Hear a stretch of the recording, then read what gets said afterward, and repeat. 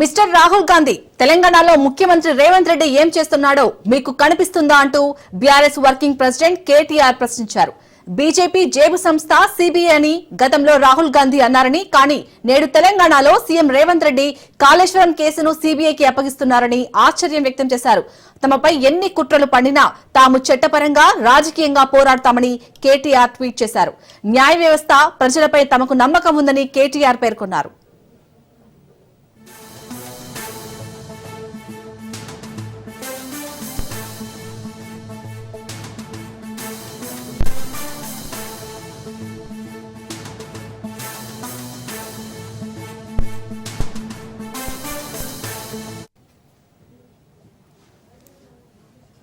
Mister Rahul Gandhi తెలంగాణలో ముఖ్యమంత్రి రేవంత్ రెడ్డి ఏం చేస్తున్నాడో మీకు కనిపిస్తుందా అంటూ బీఆర్ఎస్ వర్కింగ్ ప్రెసిడెంట్ కేటీఆర్ ప్రశ్నించారు.